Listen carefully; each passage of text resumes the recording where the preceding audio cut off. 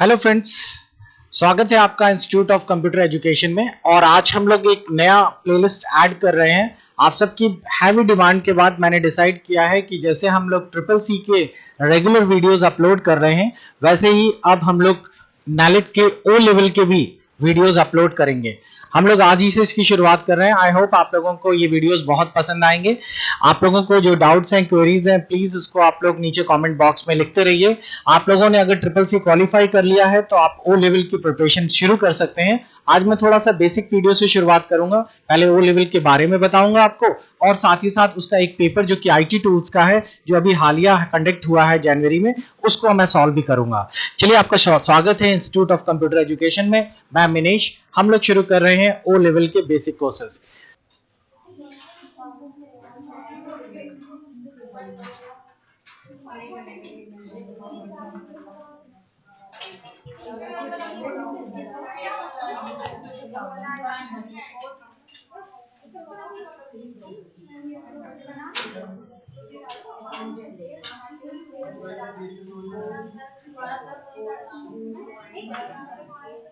सबसे पहले तो मैं आपको बता दूं कि आप लोग ओ लेवल के बारे में पूरी इंफॉर्मेशन कैसे देखेंगे। आप गवर्नमेंट की साइट है जिसका नाम है nalit.gov.in, आप इस साइट पे चले जाइए और इस साइट के अंतर्गत आप लोगों को काफी सारी इंफॉर्मेशन मिल जाएगी। अगर आपको पुराने पेपर भी देखने हैं तो आप गूगल में टाइप कर दीजिए डोइक या नैलिट ओ लेवल पेपर्स, तो आपको नैलिट ओ लेवल के काफी सारे पुराने पेपर्स मिल जाएंगे। ये सारे पेपर्स नैलिट रेगुलर अपडेट कर देता है। देखिए, ये वाला जो साइट आपको दिख रही है, इसी में पुराने पेपर्स भी आपको मिलेंगे। आप इसे ओपन कर लीजिए और ओपन करने के बाद आप लोगों को ये देखिए पुराने हर एक्चुअली ओ लेवल का जो पेपर है साल में 2 बार होता है, एक बार जनवरी और एक बार जुलाई। तो ये सारे पेपर्स आपको यहाँ पे दिखाई दे रहे होंगे 2011 से 10 से लेकर इनफैक्ट 2017 तक के। आप कोई भी पेपर देखना चाहते हैं आप उस पर व्यू कर लीजिए, आपको ओ लेवल के सारा डिटेल और पेपर मिल जाएंगे। ओ लेवल के बारे में पहले मैं पूरा बता देता हूँ। ओ लेवल जैसे नेलिट की जो गवर्नमेंट ऑर्गेनाइजेशन है, जो भारत सरकार ministry of communication government of India चलाती है, इसके कई सारे कोर्सेज हैं। एक डिजिटल लिटरेसी डीएलसी के नाम से है, जिसमें आपका ट्रिपल सी प्लस और ईसीसी आता है, और एक नॉन फॉर्मल कोर्सेज हैं। ये थोड़े एडवांस कोर्सेज हैं जिसके अंतर्गत ओ लेवल, ए लेवल, ये सारी चीजें आती हैं। इनके बारे में भी थोड़ी चीजें समझ लीजिए। ओ लेवल का जो कोर्स है, इसके लिए आपके पास मिनिमम एलिजिबिलिटी आपकी 12th होनी चाहिए, और 12th के बाद इसे आप लोग अप्लाई कर सकते हैं। पहली चीज, ओ लेवल के पेपर सब्जेक्टिव होते हैं, ट्रिपल सी की तरह टिक या ऑब्जेक्टिव नहीं होते हैं। इसमें आप लोगों को जो पेपर दिया गया है, उसमें आपको अगर देखा जाए तो आपको 4 पेपर क्वालिफाई करने होते हैं। 3 कंपलसरी पेपर्स होते हैं और एक पेपर जो है वो ऑप्शनल है। कंपलसरी पेपर्स ये हैं जिनका ये कोड है, जिसमें आईटी टूल्स, इंटरनेट टेक्नोलॉजीज और सी प्रोग्रामिंग है।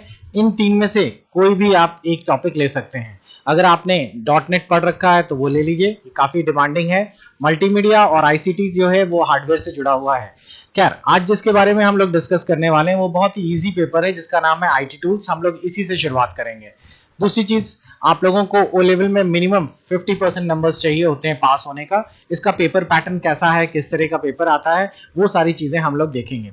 ओ लेवल में जो आप लोग देख रहे हैं, ये चारों पेपर्स ऑनलाइन हमेशा नेलिट अपलोड कर देता है। आप लोग कोई भी एक पेपर इससे डाउनलोड कर लीजिए।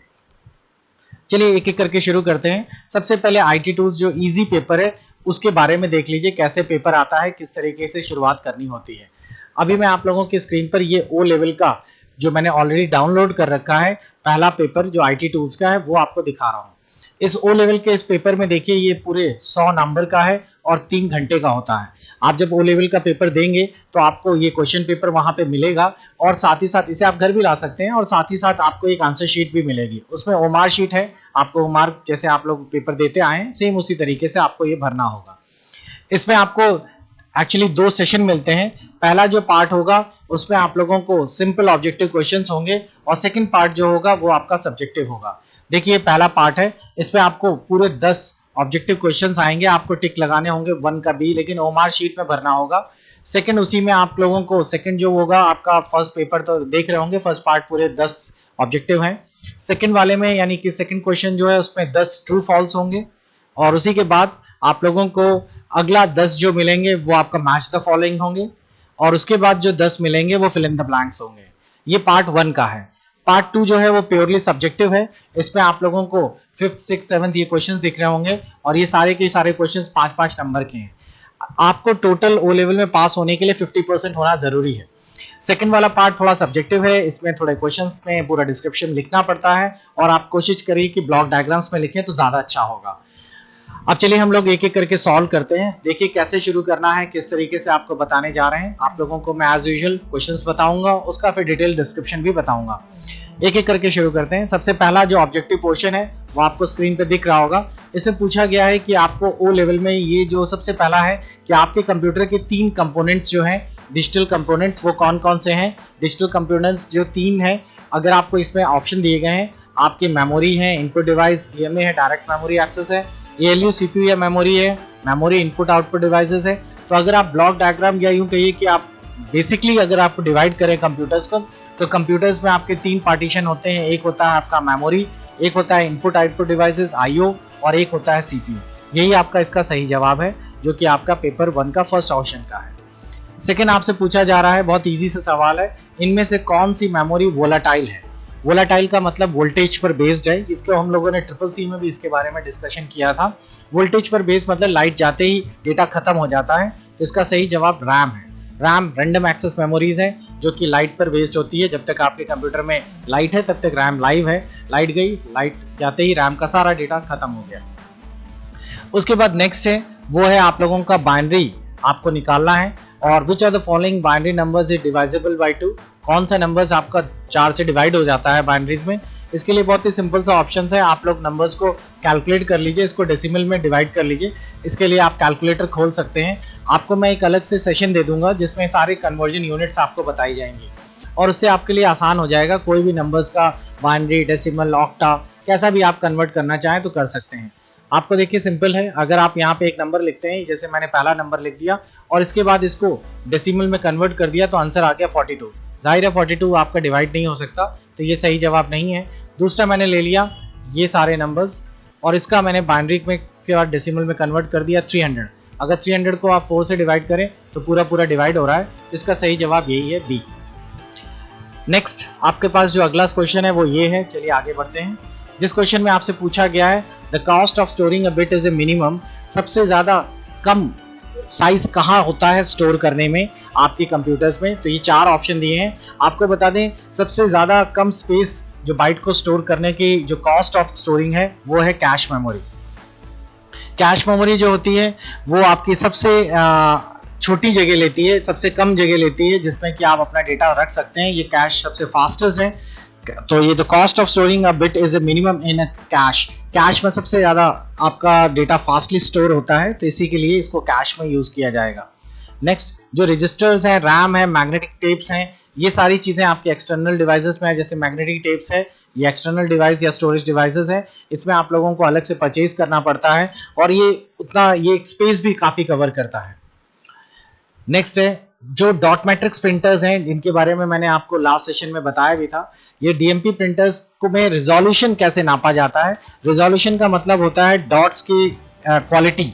जितना अच्छी फाइन क्वालिटी के डॉट्स होंगे उतनी ही बेस्ट प्रिंटिंग होगी। तो इसकी डॉट्स नापने के लिए हमारे पास डीपीआई है, डॉट पर इंचेस।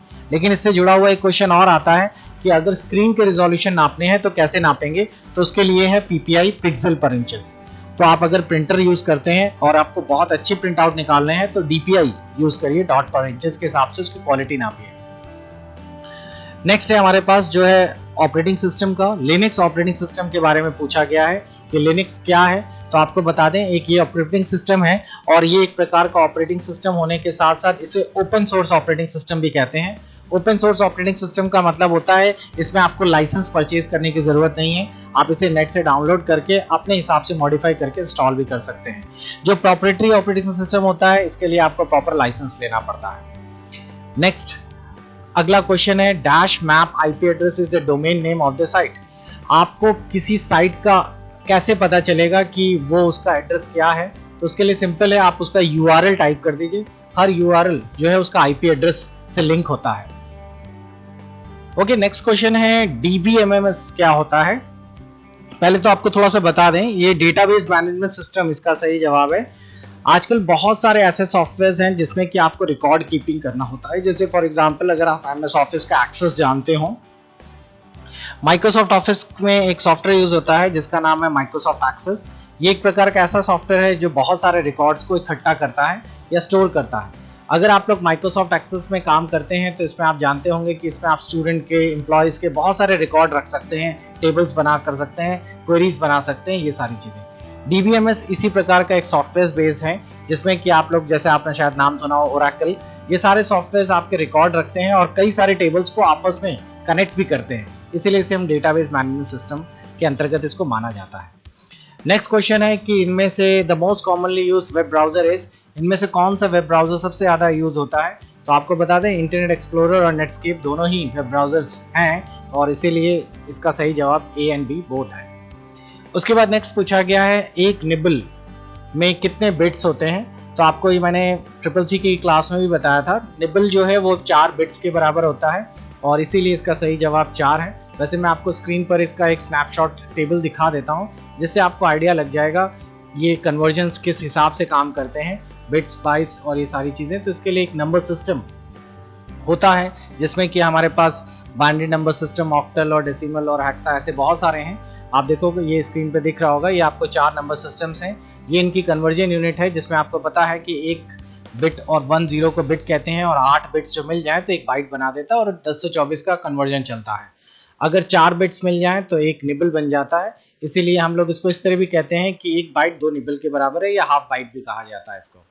तो वैसे मैं इसके लिए अलग से एक वीडियो पूरा डालूंगा जिसमें कन्वर्जन यूनिट और इससे जुड़े हुए सारे क्वेश्चंस होंगे। तो ये तो आपका पहला पार्ट हो गया जिसमें कि आपका ऑब्जेक्टिव था और सेकंड पार्ट से हम लोग शुरू करेंगे अब।